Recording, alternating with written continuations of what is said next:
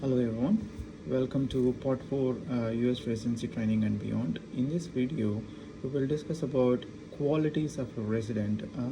But one thing I wanted to mention from the last video is that if you have some time between your residency orientation and starting your first day of your actual rotation, I highly recommend you go with your senior resident like a PGY2 or a PGY3 and shadow them. So what I did was when I was starting my internship, I had like a day in between my orientation and my first day of my actual rotation. So I went with my photo ID and I requested a PGY2 to shadow, so to see like how the day goes, what things to do, what to focus, all those things that really helped me to have a good start when I actually started seeing patients and doing everything by myself. So with that, let's move into the qualifications or the qualities as an intern or a resident that you need to adapt. So one important thing is the program director, chairman, and the residency committee. They already know you. They already selected you for this residency program. That's a great achievement. Congratulations. But from now, it's important for you to live up to their expectations every single day so that you come out of this residency program with flying colors. So it's not only important to you follow these qualifications, you have these qualities as a good resident, because it will help you to not only get through the residency training, but also it will help you to go to the next level after the residency training, whether you are applying for a job right after residency or you are applying for some research opportunities during residency or after residency or applying for some fellowships. You always need to go back to your department leadership, chairman, program director, because they need you need their recommendations, you need their approval, sometimes vouching for you. Though it's very important that you follow these qualities that will set you apart. They will also identify you as a good resident, ideal resident. So you will get that name, that reputation, not only in the program, in the department, but wherever you go after a residency training. So the first quality is that you need to be really have that kind of punctuality, which is very important, because you have to be punctual in your duties and your responsibilities, because everyone around you are dependent on you for whatever is expected of you as an intern or a resident. So you be on time, every single day, for starting with the morning sign out, and then going to senior rounds, going to the morning report. If you're a senior surgical intern or resident, going to the pre-op area, going to the ORs, clinics, and if you're consulted for some reason in the ED, attending to the patients on time, or being available for the evening sign outs when you're on call for that day or for that weekend.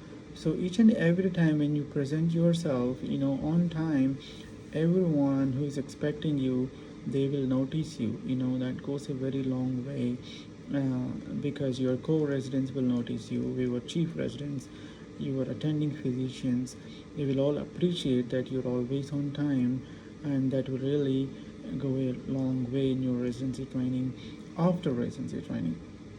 And the second important quality is due diligence. So this is another important qualification that you have to practice every single day. So for example, checking on your patients, taking charts, vitals, labs, or reading notes, going through the consoles, or talking to the patients, talking to the family members, and seeing your patient before you put in any recommendations, or talking to the other departments people. You can actually listen to what other people are telling you, but you have to check everything by yourself. That is absolutely important for you as an intern or a resident. You have to make do due diligence to your duties, responsibilities. And third important qualification or quality as a good resident is having organization and prioritizing. It's absolutely important for you to organize everything, organize your daily work activities, organize your thought process, organize how you present patients to your senior residents or chief resident attending, organize how you write notes in the computer, organize how you talk to your patient family members. So organization is very important. Prioritizing, this is another important aspect in association with organizations. For example, if you have to see 5 patients in the emergency room, you have to know which ones you have to see first. So when you go through your chart, you do due diligence, you will know who are realistic patients that needs to be seen first, who can be seen later.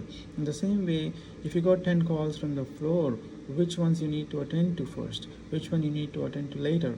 So that's also another important thing, is prioritizing. That's very important. If you have so many notes to write for the whole day, then you have to prioritize which ones you need to write first, which ones you can write later. So organization and prioritizing is another important qualification as a good resident. This is a very important qualification. The next important qualification is communication. I can't stress enough of this, because open communication is one of the most important qualifications of a responsible resident, good resident. So you have to be always in communication with your immediate senior, with your chief resident you're attending. So it's very important. You always keep the communication with the staff, nursing staff on the floor, communication with the patient and the family members, discussing with them like the patient care and the plan of care. So the communication is one of the most important aspects. You have to always let people know where you are, what are you doing, how things are going, what's the patient situation, what's the patient condition. Communication is one of the most important aspects throughout your internship or residency training. And also reliability, reliability is one of the another important aspects. So when someone says something to you to do this task, to do that, they don't have to check on you again. So you should definitely do it, and then make sure that the work is get done. So because dependability is another important qualification that the attendings or the leadership will highly appreciate, and they will keep you in a very good box, and they will rank you really high, and they will highly appreciate it. Sometimes, for example, if you're sick in the morning, or if your child might be sick, sometimes you might be late to work. And you, as long as you communicate with your staff, with your co-resident, chief resident, then that's fine. But if it is happening very often, that you're doing this very often, and there's like a pattern, then that will get you into trouble. So reliability is another important qualification that you should possess, and you should practice every single day throughout the residency training. Another most important thing is truthfulness. So you always be very truthful in about what you're saying to your seniors, to your attendings, or to your patients, the family members. If something did not go right, you explain to them why it did not go right. They will appreciate it. That's also very important, to be truthful about whatever you're saying, whatever you're communicating, and whatever you're documenting. It's also another absolute important qualification as a good resident physician. And we talked about diligence, truthfulness, and another most important thing that I wanted to mention, one of the most important qualification of a resident is continuous learning, curiosity. So you always have to make sure that you read up. So whenever you see a patient, whenever you come across a case during residency, it's important that you immediately pick up your phone or computer, go to UpToDate or go to PubMed, read the article related to that case, that scenario, and you will never forget. And you have to be curious about everything that you come across during the residency training.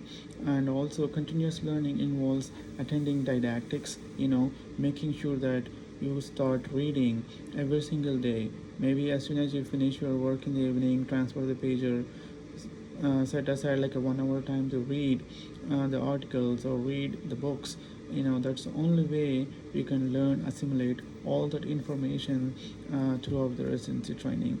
And that will be very helpful when you come to your yearly exams, or final board exams. So these are the some of the most important qualifications as a good resident physician that will go really a long way. And one another important thing I wanted to mention before I close this video is collegial environment, maintaining good relationships.